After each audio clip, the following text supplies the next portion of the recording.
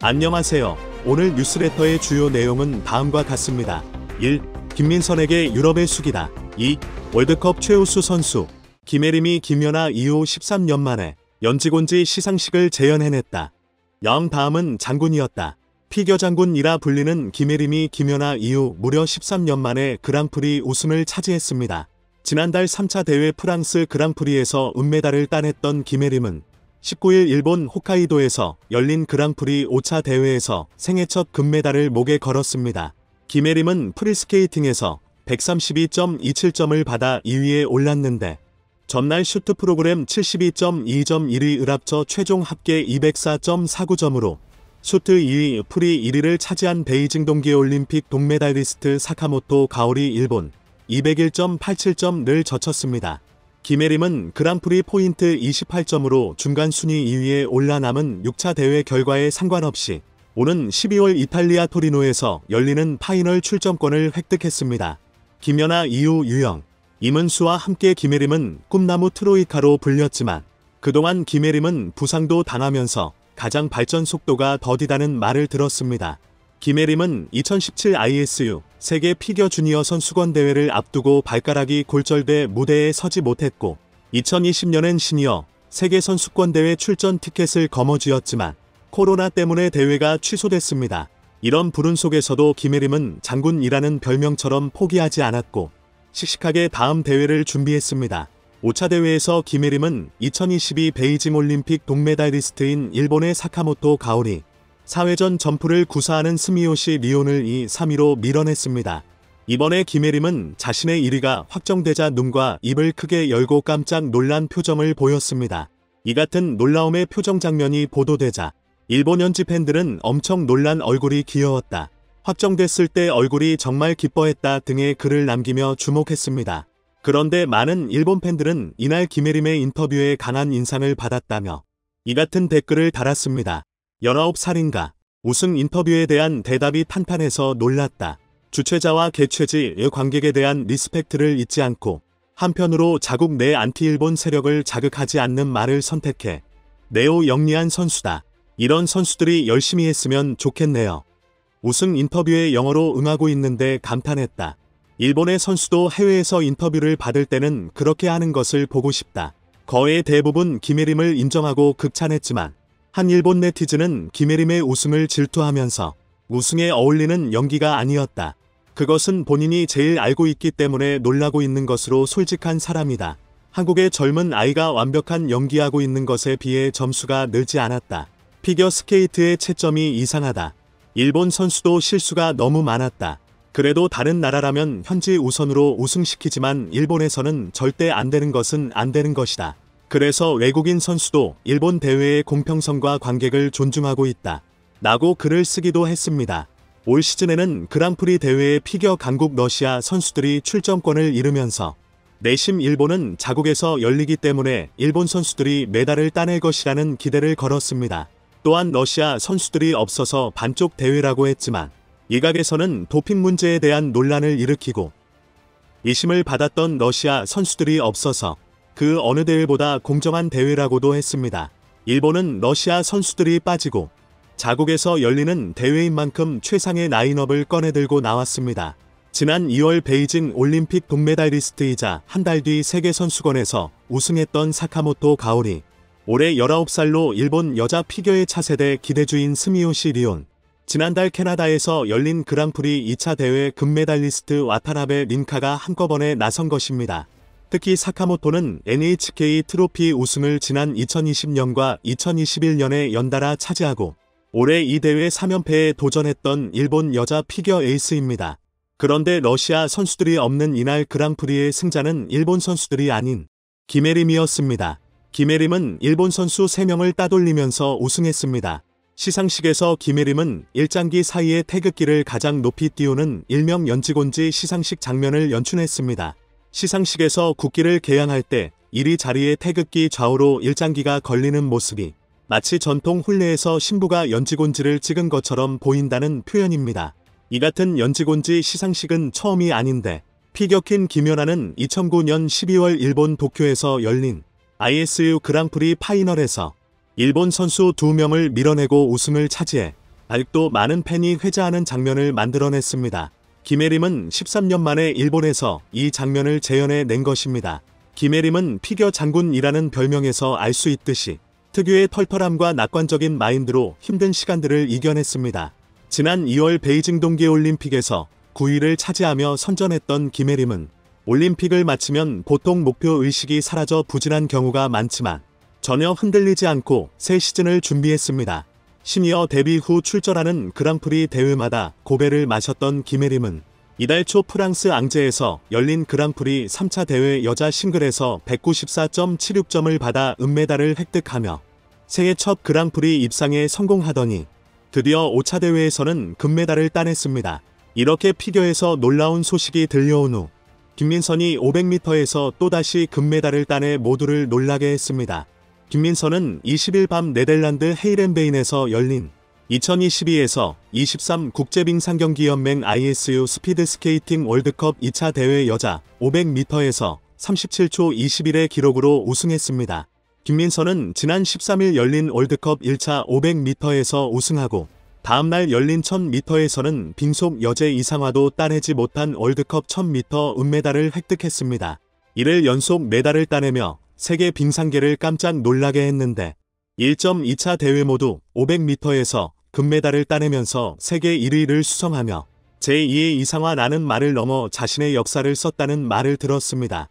네덜란드에서 열린 2차 대회에서는 가장 강력한 우승 후보이자 홈팬의 열렬한 응원을 얻은 유타 네이르담이 김민선에게는 최대의 라이벌로 이를 뛰어넘을 수 있을지가 주목되었습니다.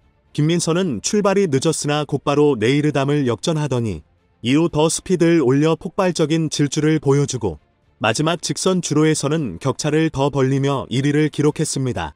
지난 1차전에서 금메달이 우연이 아님을 실력으로 증명한 순간이었습니다.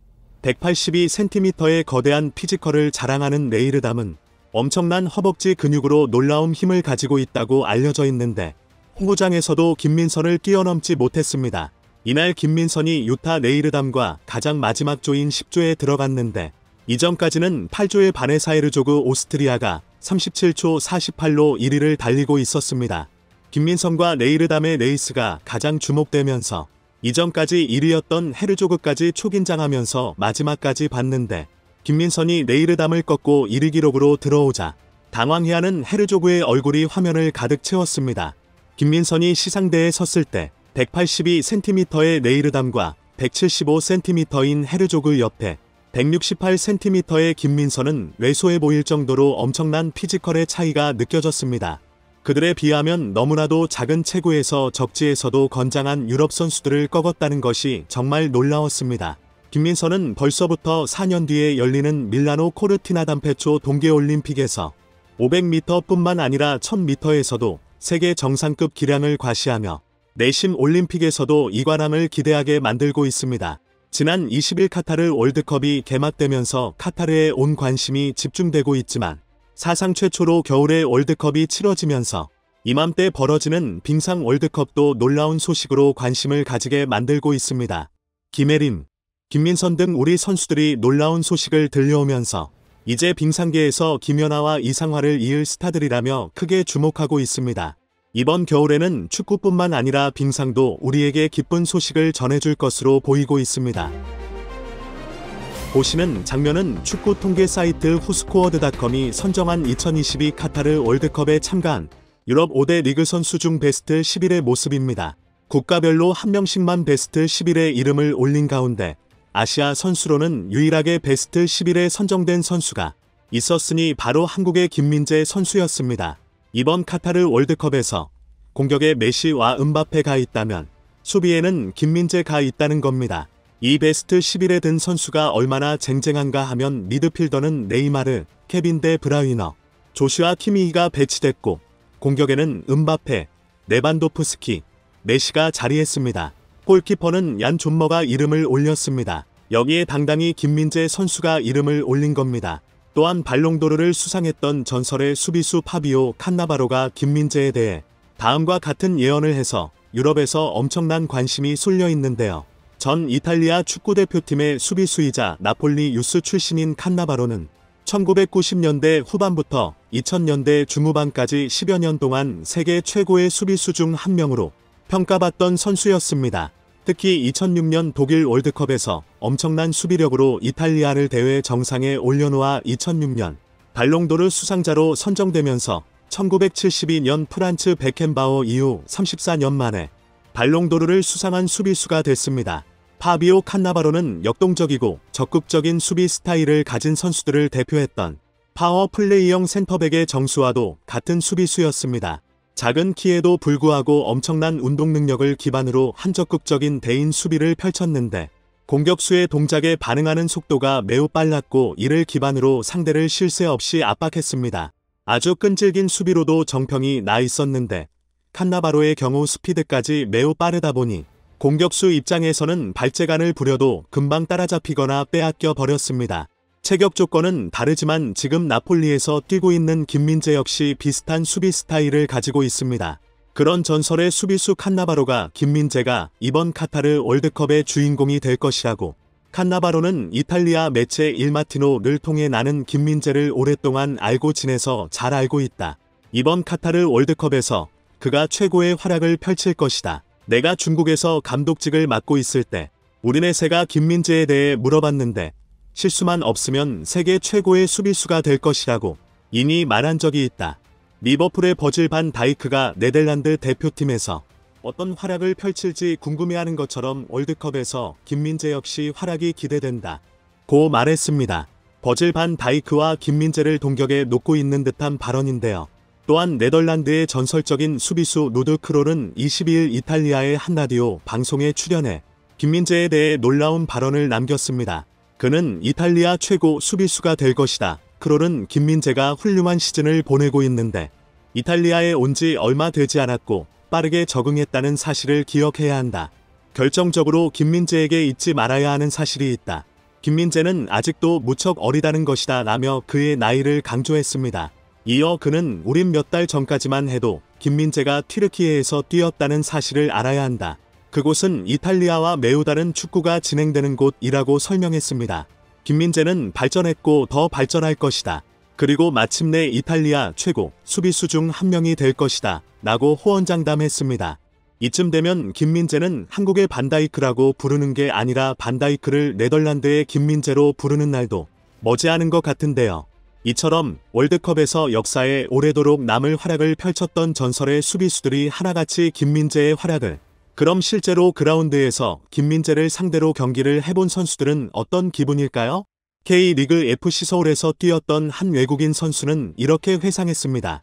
최근 스페인 매체 아스는 한국 리그에서도 뛰었던 수비수 오스마르와의 인터뷰 중 김민재와 맞붙었을 때 어땠냐는 질문을 던졌습니다. 그러자 FC 서울에서 뛰었던 오스마르 선수는 이렇게 답했습니다.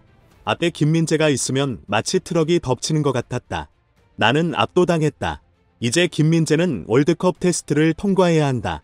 카타르 월드컵에서 외질이 세르히오 라모스와 같다고 했던 김민재를 주목해야 한다. 고 말했습니다. 당시 김민재는 신인이었음에도 불구하고 전북 현대의 최강희 감독의 눈을 사로잡았고 192cm의 신장을 가진 오스마르 입장에서도 트럭이 덮치는 것 같은 기분이었다니. 그래서 그렇게 김민재를 만나면 상대 공격수들이 그라운드 밖으로 튕겨나가곤 했나 봅니다. 이런 제목을 알아보고 영입한 나폴리야말로 진정한 승리자라고 볼 수 있는데요. 그런데 얼마 전 나폴리는 이미 3년 전부터 김민재를 점찍고 영입을 추진했다는 사실이 밝혀졌습니다. 김민재를 나폴리에 강추했던 마시밀리아노 마달로니 코치는 중국 광저우 헝다와 중국 대표팀을 지도했는데 마침 2019년 1월 중국 대표팀은 아시안컵 조별리그 최종전에서 한국에게 0-2로 패했습니다. 그때 그 경기에서 마달로니는 두 번째 골을 넣은 김민재의 활약에 감탄했다고 합니다. 마달로니는 최근 이탈리아 레푸블리카와 인터뷰에서 그때 김민재가 정말 인상 깊었다. 김민재는 헤더로 2골 중 1개를 득점했다. 그 후 나는 친한 지온톨리 나폴리 단장에게 메일을 썼다. 나는 그에게 김민재를 한번 보라고 권유했다. 지온톨리는 당장 그를 잡고 싶어 했다. 하지만 문제가 있었다. 김민재는 비EU 시민권자였다. 당시는 1월 이적 시장이 한창이었을 때였습니다. 지온톨리 단장은 김민재를 바로 원했으나 조건이 맞지 않았고 나폴리는 결국 수비수 보강을 하지 못했습니다. 그로부터 2년 후 김민재는 페네르바체로 이적했지만 지운돌리 단장은 다시 마달로니에게 전화를 걸어 김민재에 대해 물었다고 합니다. 지운틀리 단장이 쿨리발리를 매각하고 내게 전화를 했다. 그는 김민재의 성격 등 더 많은 정보를 원했다. 하지만 여러분 모두 김민재의 인간적인 깊이를 봤을 것이다. 의심할 여지 없이 그는 챔피언이었다. 김민재가 베이징 고안에서 뛰는 걸 봤는데 그에게는 특별함이 있었다. 아주 빨랐고 훌륭한 투지를 보여줬다. 결국 나폴리는 이미 김민재를 대체자로 생각하고 쿨리발리 매각을 결정한 것입니다. 중국 리그에서도 최선을 다했던 김민재는 파비오 칸나바로와 이탈리아 수석 코치에게 강렬한 인상을 남겼고 이후 나폴리 단장에게 연결되면서 결국 오늘날 나폴리에서 뛰는 날이 오게 된 겁니다. 빅리그 이적은 결코 하루아침에 결정되는 게 아니었던 것이죠.